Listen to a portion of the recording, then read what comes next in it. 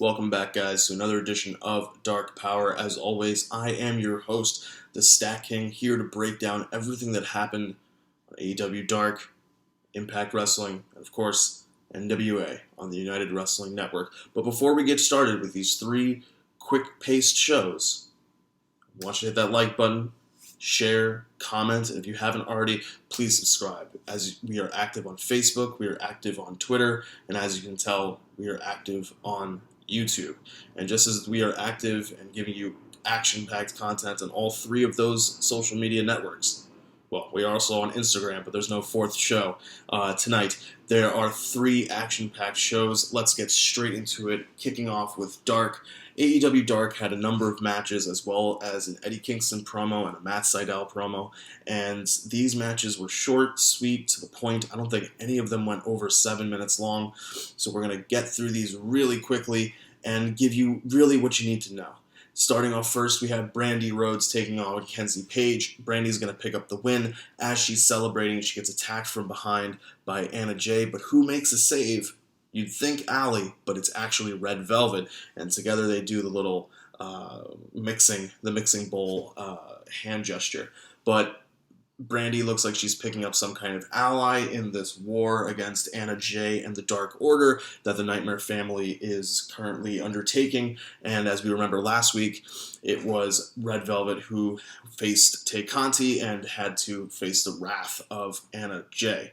So moving onwards, we have probably one of the matches of the night across all three shows is Jurassic Express versus Eric Watts and Ray Rosas. And we're going to be talking about synergy and talking about things coming across again. And just to, I know I didn't say, I said I wasn't going to spend a lot of time in AEW Dark, but just to kind of give a glimpse of what we will be talking about. When I watch these shows, I have a Google Sheets document. That's what you see me looking up at from time to time. And what I do is I have columns for each show, and I write down the matches of each show. Winners are on the left, losers on the right, and if there's anything interesting or any notes that I take, I have a third column for that, and I have them side by side, 3 columns, 9 columns. And as it just so happens, AEW Dark is on the left, Impact is in the middle, and NWA is on the right, and that's why I go in that order.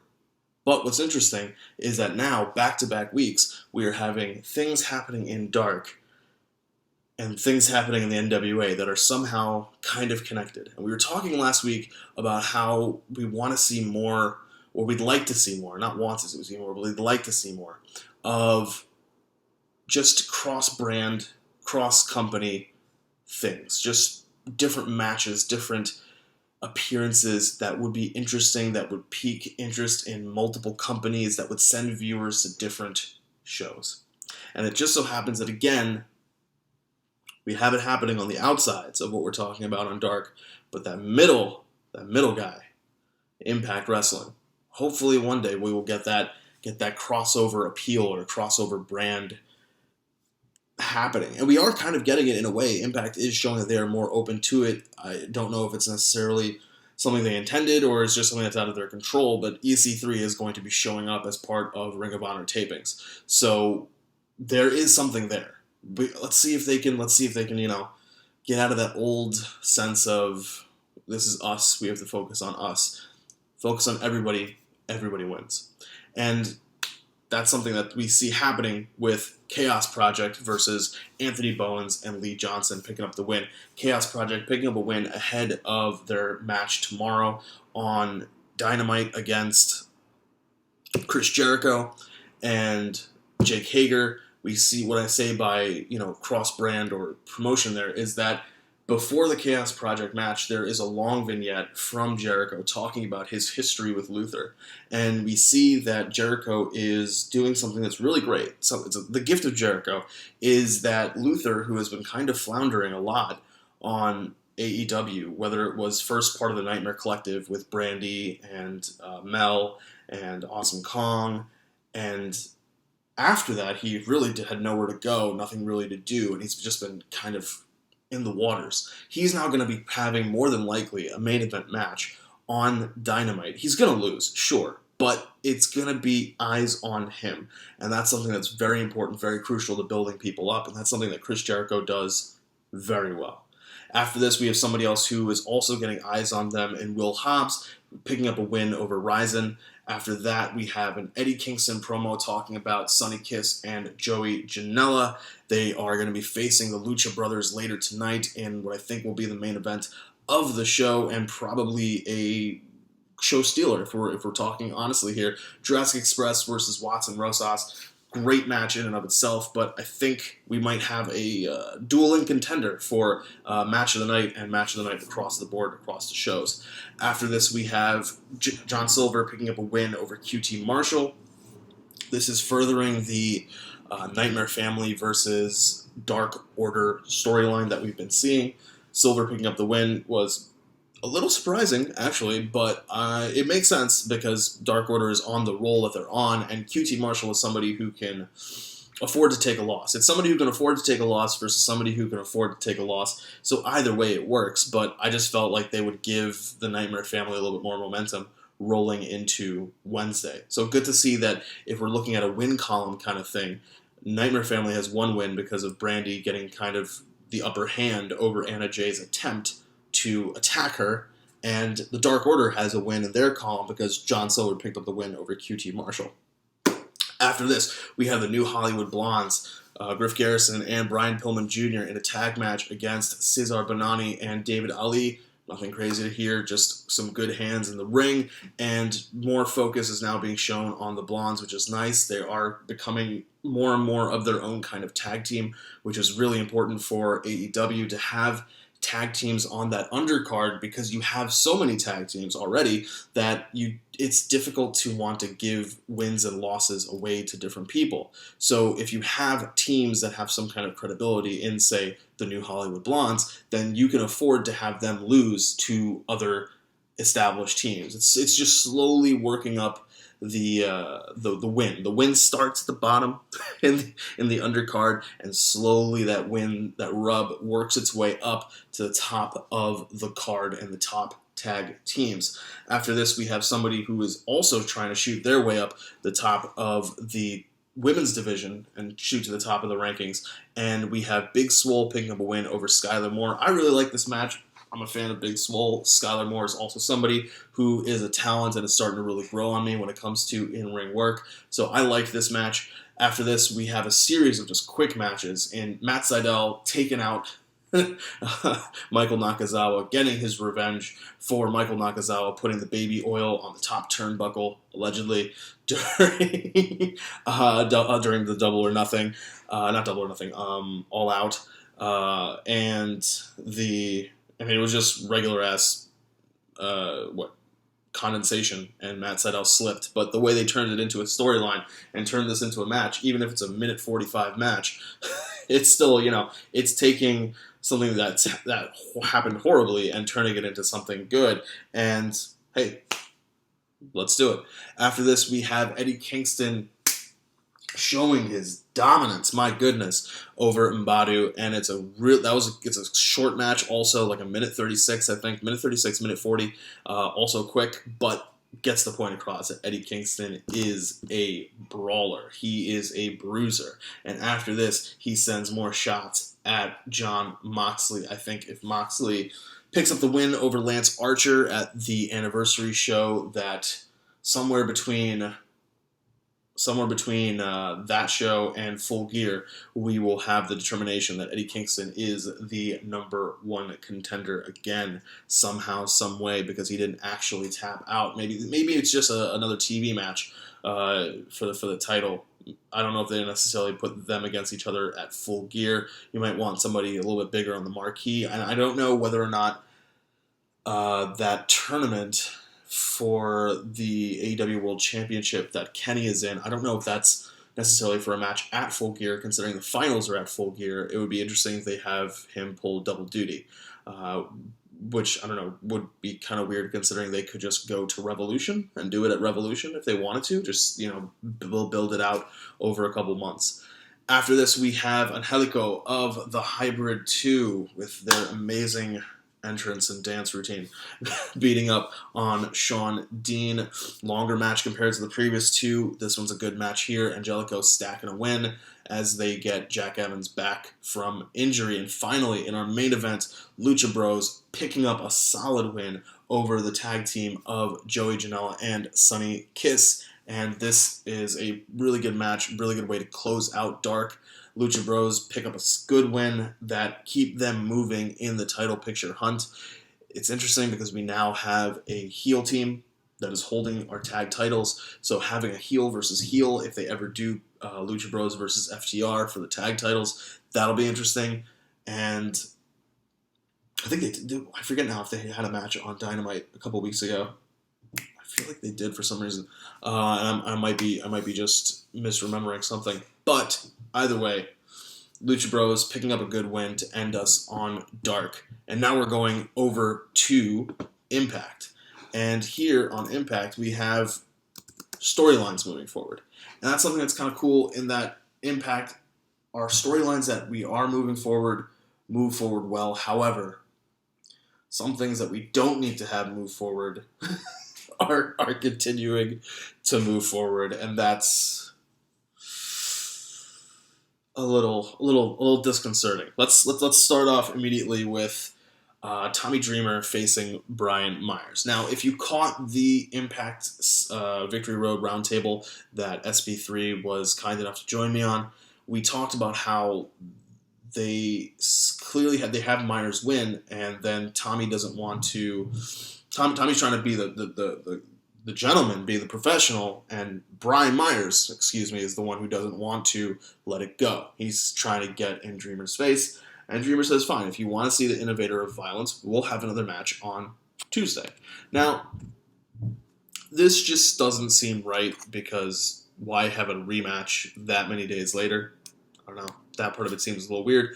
But what makes it extra weird is that there's actually no violence in this match until there's a kendo stick that gets introduced and Brian Myers uses it on Tommy Dreamer to get the disqualification.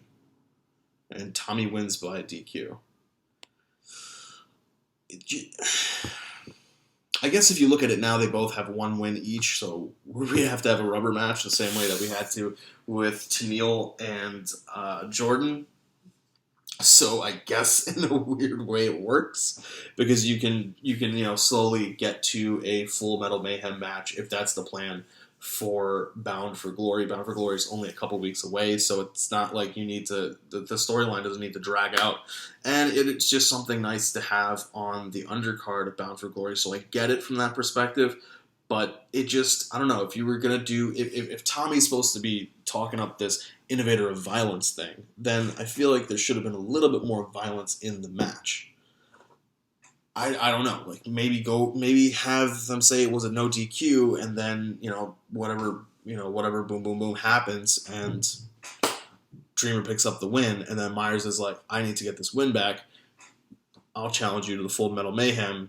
I'll leave my professionalism, right? Because he's the heel who believes and says that he is the professional. I will leave my professional nature and I will stoop to your level, Tommy, and I will challenge you to a Full Metal Mayhem match at Bound for Glory. That would have worked. This just seems a little weird. After this, we have Moose searching for just any sign of the TNA World Heavyweight Championship and EC3. We're supposed to get a funeral, a moment, a glimpse of EC3 and the TNA World Heavyweight Championship as it is buried, as it is laid to rest. I'm hoping we're not disappointed on this. If you've watched, we may be getting disappointed on this. After this, we have some more wedding shenanigans with Falaba trying to say that they need to just find money to pay for stuff for the wedding. And so Falaba is saying, I'll figure a way to get the money. What he's going to do is, because I forget where exactly it popped up later, what he will do is he will accidentally spill a drink of Hernandez on himself. Hernandez, while he's in the shower, Falaba is going to steal that money roll. I don't know how much money is in this money roll. I know that it was going to be able to pay for Heath to be able to run all those ads and get those cameos. And I know that apparently it's supposed to be enough to pay for all of these wedding preparation things. How much damn money did Hernandez get from arm wrestling people? Like, it can't be that much. Like, tell me how much it is. I need to know. How good is Hernandez at arm wrestling? That's really what's bothering me. Like, he looks like a guy who should be good at arm wrestling. How much money is this guy actually getting from arm wrestling? This is incredible, because if it's that much, he doesn't need to be a wrestler. He can just go around the arm wrestling circuit and just arm wrestle people on ESPN Channel 8. I don't know. Like, he can figure that shit out. ESPN the Ocho from Dodgeball. I don't know. That's how much money he's able to make off of people. Anyway. After this, we have Rohit Raju coming out for the Defeat Rohit challenge, which I love the rhyming aspect of it. And he said something that's absolutely hilarious and is probably up there for one of the lines of the night across all three shows. He said that he is the mocha-skinned manimal. Now, I'm never not going to keep saying that as many times as I possibly can. I'm Indian, Rohit's Indian. I told my girlfriend what he said. She died laughing, and that's just hilarious. So, I don't know. That's probably one of the funniest things I've heard in a really long time. The mocha-skinned manimal Rohit. So he has his Defeat Rohit challenge, and Willie Mack comes out, and Rohit says, "Oh, it can't be you. I already beat you. Like, you had your shot. It's got to be somebody else." And who comes out? Big Mama Pump, Thick Mama Pump, Jordan Grace coming out, and out of nowhere rolls up Rohit, pins him. And now, so she's supposed to be the X Division champion, but she's not for some reason. Oh, wait. Rohit says it was Defeat Rohit challenge, but not for the X Division championship. I don't know, that seems like a really smart heel. So Rohit is celebrating, he's coming backstage. Scott D'Amore says, "Wow, you did a really great job of giving opportunity, and you seem like somebody who loves to give opportunity. So here's what we're going to do. At Bound for Glory, you're going to be defending the X Division Championship against TJP, against Chris Ray, against Trey Miguel, against Willie Mack, and against Jordan Grace in a 6-way scramble." And Rohit looks absolutely flabbergasted by this, and I can understand why. This is so unfair to the mocha-skinned manimal. What did he do to deserve this? He's just giving out opportunities and beating people. That's all he's doing. He's finding ways to beat people. And Scott D'Amore, in a horrible abuse of power, is putting this man in a match that he should not be put into. That's my stance. I stand with Rohit. He should be able to sue Impact Management for this travesty. If he needs legal assistance, I will help him. We'll figure something out. After this, we have another, I don't know why, Victory Road rematch in Triple XL going up against the Rascals. And this time, Triple XL picks up the win over the Rascals. I don't know, this match seemed a little... I don't think... Oh, wait, no, I'm sorry. I don't know why I put that down after talking about my spreadsheet. The Rascals defeated Triple XL. I think that's what reason why I wrote it down, or I got it wrong, was because I was just more confused as to why this match is happening. Why do we need another rematch from Victory Road? It doesn't make sense to me. What purpose does it serve? The Rascals already beat them. Why are they in a rematch 3 days later? There's nothing on the line. There's no number one contendership on the line. There's no reason for Triple XL to get this shot. But, they got to do what they got to do. Maybe it's just a way to fill time on TV. It's an option. After this, we have a really great segment where Jimmy Jacobs is at the rehab facility, the doctor's office rehab facility, like Athletico? We'll say an Athletico somewhere in wherever the Impact Zone is located. and he is talking to the doctors about Rich Swann, who is there. They're showing Rich Swann doing some of his rehab, and Jimmy Jacobs wants to talk to him. And when the doctor goes over to Rich Swann to get his attention, we see that there is a orderly or a nurse, some kind of physician's assistant, who has been in the room as well with their back to the camera, and all of a sudden, they attack. And you're like, oh wait, this person has a bald head and Eric Young has a bald head. Oh shit, it's Eric Young. It's Eric Young, the world-class maniac, coming out of nowhere to attack Rich Swann. They do some pretty good camera shots and camera angles to disguise that he's not actually bashing Rich Swann's ankle with this like 45-pound looking, I think it was a kettlebell. And either way, Rich Swann continuing to work his way into Bound for Glory with a bum leg, a bum ankle. Can he overcome Eric Young when Eddie Edwards could not do the same, even though Eddie Edwards also had a bum leg, a bum ankle, all those kinds of injuries? The storyline, the parallels with Eddie Edwards' storyline is really great, and I like it because they're showing that Eddie Edwards is, we'll say, the ace of, no disrespect to Ace Austin, but he's the ace of Impact Wrestling. Can Rich Swann do what the ace could not? Can he overcome Eric Young? Because just as there were personal reasons for Eddie Edwards to be distracted and to not have focus during his match, everything that happened with his wife, everything that happened with Ken Shamrock, there are reasons for Rich Swann to not be focused. His anger at Eric Young. Can Rich Swann overcome this? That is our storyline going into Bound for Glory, and they're doing it absolutely perfectly.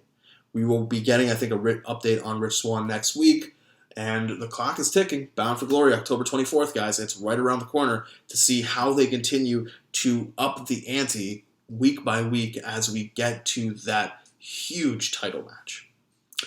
After this, we have Motor City Machine Guns and the Good Brothers. They have a little bit of a backstage segment where Motor City Machine Guns again run down the Good Brothers ahead of the match with Ace Austin and Madman Fulton. That I think will be the main event of the night. After this, we have another tag match with Taya Valkyrie and Rosemary up against Kiera Hogan and Tasha Steelz. Good tag match here. I like the dominance of Taya Valkyrie and Rosemary pitted against the heel intelligence of Hogan and Tasha Steelz. That's something that is a great strength on strength in this match, and it really has a good display here. Taya and Rosemary pick up the win, and they show Nevaeh and Havoc watching from somewhere in the backstage area of the Impact Zone.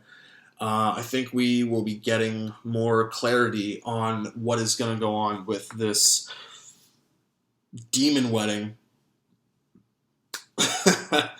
Demon wedding next week on Impact.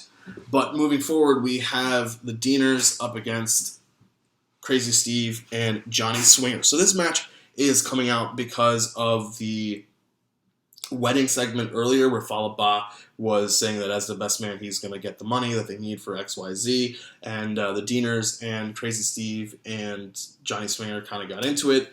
And so now we're having a tag match. The Deaners are a tag team that are kind of, I don't know.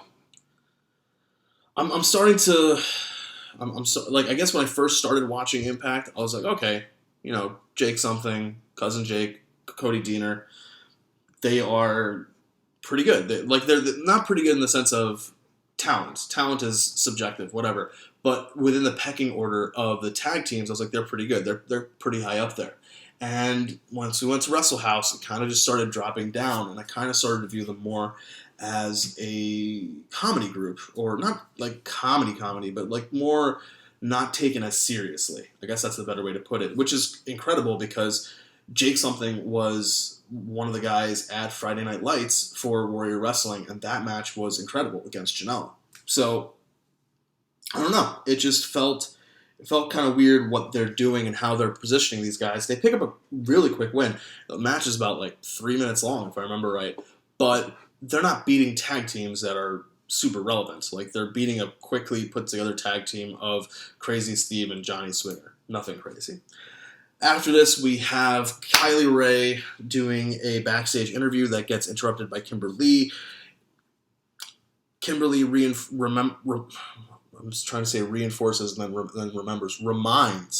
Kylie Rae of what happened at Victory Road, so that Kylie remembers what happened at Victory Road, and what happened at Victory Road is reinforced in Kylie's mind about what they did to Susie's arm. Kimberly with the Knockouts Division champion Deonna Purrazzo, and Kylie finally has a moment where she snaps. She's seen so many horrible things done to her friend. She's seen so many horrible things done to herself from Deonna that she snaps, and she takes out that frustration on Kimberly, and then suddenly has that moment where she's like, oh shit, I should probably not have done that. Or that's not who I am. And that's kind of what we want to see out of Kylie. We want to be able to see that underneath that I'm just happy to be here, underneath all of that, there is the heart of a fighter, the heart of somebody who will get vicious if they need to and find a way to win. And her snapping and attacking Kimberly kind of shows that. After this, we have a kind of a funny segment. Negotiations between Heath and Scott D'Amore over Heath's potential Impact contract. They go back and forth. They get nowhere. Scott D'Amore eventually leaves. He does not like the amount of money that Heath is asking for, and Heath feels as though he is asking for what he's worth. If played straight, it reminds a lot of people of income issues and salary issues, and when you're negotiating with your boss or negotiating with your employer about how much you will be compensated for, you kind of get reminded of that, even if not played straight as it was here, where they added some comedy elements to it and just over-the-top reactions. It still has that, because some of those reactions are the things that we would want to do were we in that situation. And that can be if you're Heath or if you're Scott, because there are people out there who are watching wrestling who are the employer, who are the middle management, who have to tell employees, no, I can't give you that raise that you want to, I can't give you X dollars more a year. I can give you something close to it, but I can't give you exactly what you're asking for.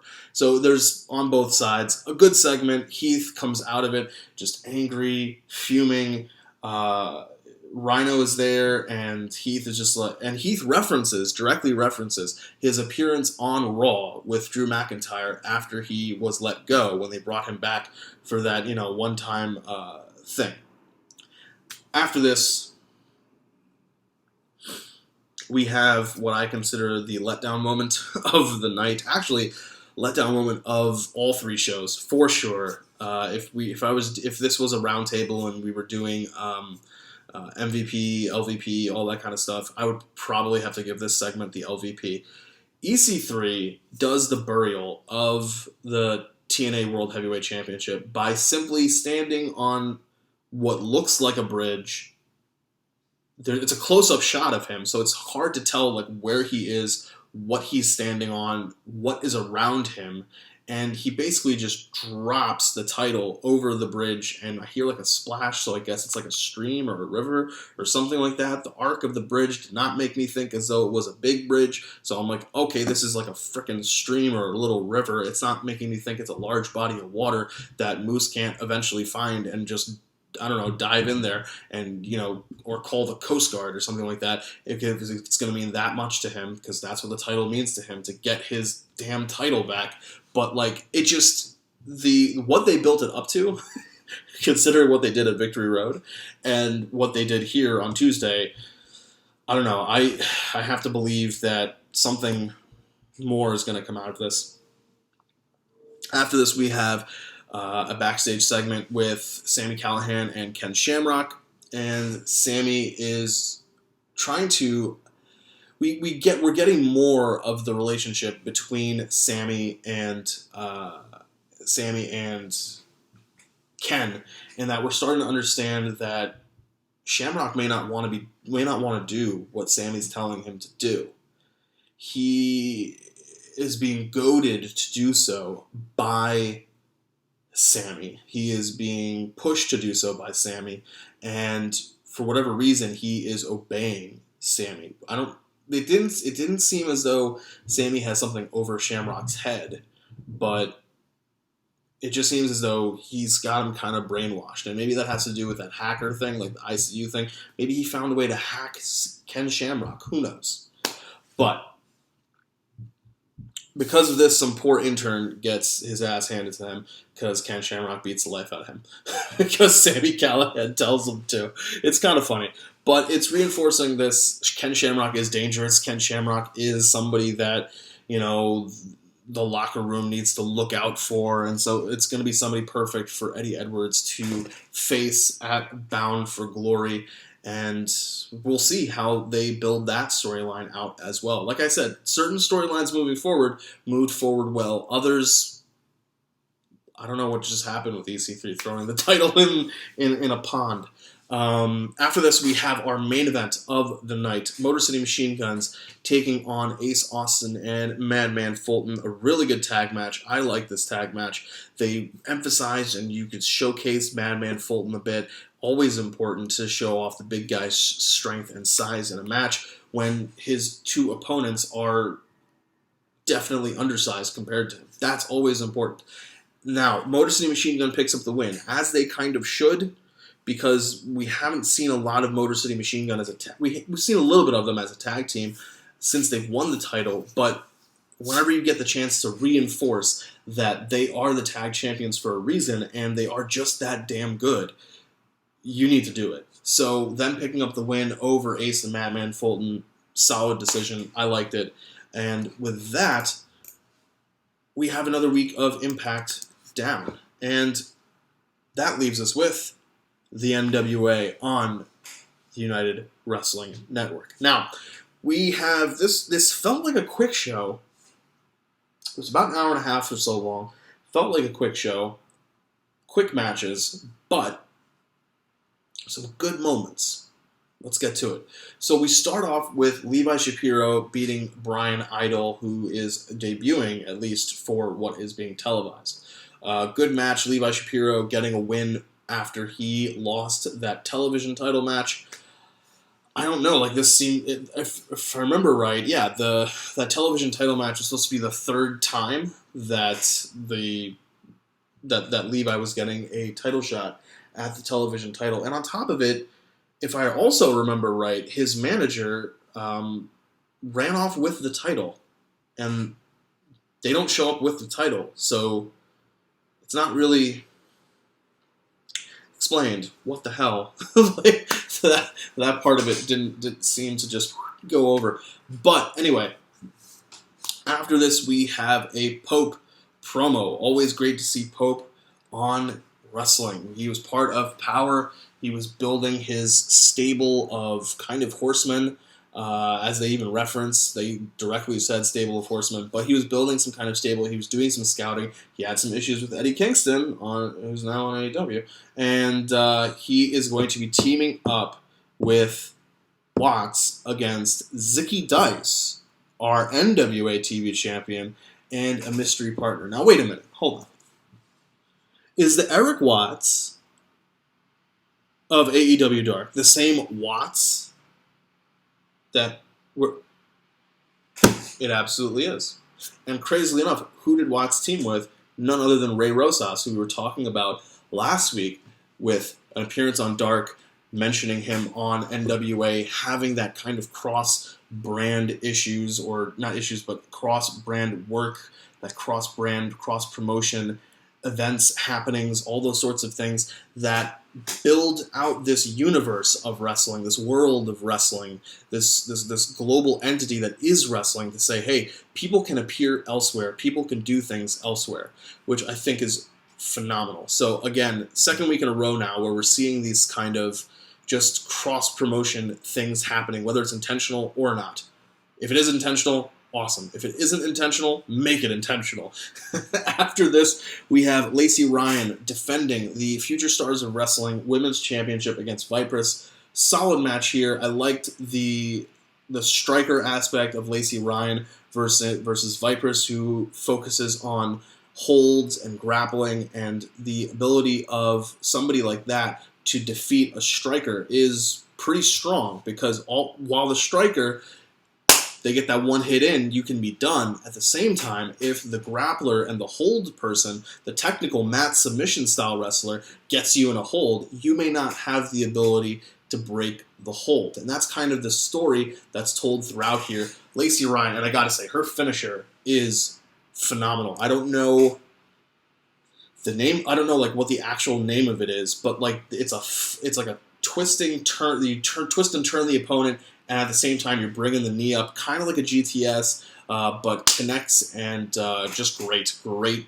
finisher. I really like that, and that reinforces that just one hit. That's all it takes when you're in the ring with a solid striker. So then after this, we have 4-Minute Heat picking up a win over Beef Candy, a tag team match. And then we have Chris Dickinson picking up a solid win over Max Caster. Really strong here. I liked this match. Physical match, quick match, but Dickinson is slowly being built up. We're saying it again week after week. He's slowly being built up as this monster heel, and the way he just presents himself and carries himself, really strong. Caster, nothing to laugh at. Solid match. I hope we see more of him in UWN or NWA on UWN. Good match all around. After this, we have the Wolf Zaddies versus kind of what seems like a knockoff of Pride and Powerful, the Bodega guys. Zaddies pick up the win here. It's a tag match. My note for this match that made this hilarious is that one of the commentators made a Reggie Bush reference from when he was at USC, and that's like 15 years ago. 15 plus years ago, I think. So just that hilariousness of it, it's something I would expect more out of Jim Ross if Ross was not paying attention and just had to make a sudden call out of the blue. He'd just pull back some weird memory of 15, 20 years ago. That definitely got a chuckle out of me, simply due to how hilarious and dated the reference was. Anyway, after this, our main event, tag match, Pope teaming up with Watts. Zicky Dice comes out and cuts a promo, and part of the promo actually references the fact that while Watts is here on NWA's show on a Tuesday, quite separately on a Tuesday, he is in a ring at AEW. So did he teleport? Did he apparate? Did he, I don't know, beam me up, Scotty, some shit to get from one place to another really quickly? Maybe he did. Maybe he did. Because that's what making dates means to Eric Watts. It is important to always honor your commitments, and if you're going to get double booked, you got to be able to do it, because that's how you get the money. But as it turns out, and this is the reason why I'm wearing my freelance shirt, his tag team partner is none other than Effie. I think he's the freelance mid-card champion right now. I don't think he's lost the belt yet. So he's beat, the guy's missing an eye. Forget. I'll look up his name, and he's a phenomenal wrestler.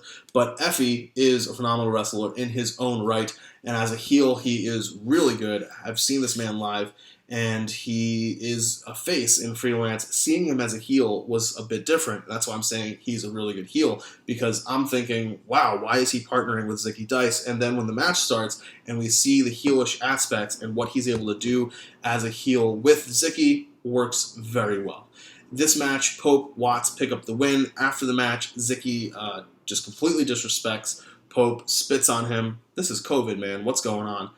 And after that, Pope has a really stirring promo about respecting the business and respecting the time-honored traditions, and how Zicky is quite literally spitting in the face of those traditions, of that honor. And because of that, Pope, he doesn't know when, he doesn't know how, but he is going to take from Zicky something that means a lot to him, and that is the NWA Television Championship.